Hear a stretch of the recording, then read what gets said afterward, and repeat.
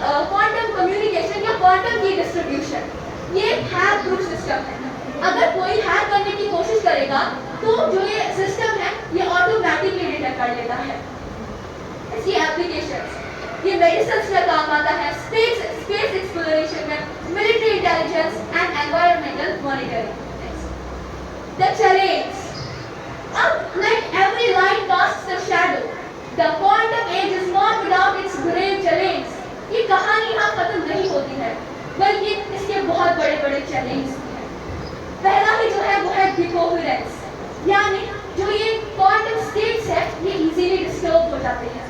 Error correction, इसमें mistakes होती है और इन मिस्टेक्स को हैंडल करना बहुत ज़्यादा मुश्किल होता है, और इस सिस्टम को चलाना एक तो बहुत ही ज़्यादा डिफिकल्ट होता है और बहुत ही ज़्यादा महंगा भी होता है। Next, ethical and security concerns, जैसे कि हर टेक्नोलॉजी का मिसयूज होता है, इस टेक्नोलॉजी का भी मिसयूज हो सकता है वेपन्स के लिए।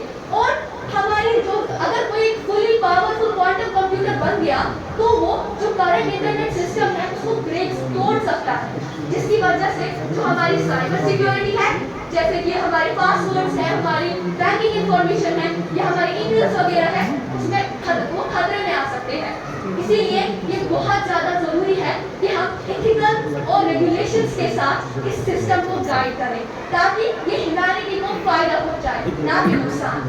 नेक्स्ट, द पाथ फॉरवर्ड, तो अब इसका सलूशन क्या है? इन सारे चैलेंज का सलूशन क्या है?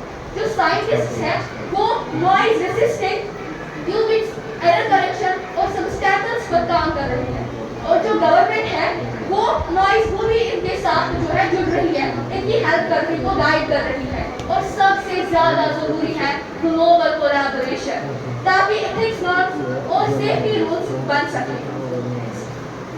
व्हाई क्वांटम फिजिक्स मैटर्स, अब क्वेश्चन अराइज होता है ये इतना मैटर क्यों करती है, व्हाई इट मैटर्स? क्योंकि जो मॉडर्न इलेक्ट्रॉनिक्स है वो इसी पर डिपेंडेंट है, और जो फ्यूचर ब्रेक थ्रूज है, एआई है, एनर्जी है, मेडिसिन है, वो सब इसी से आएंगे।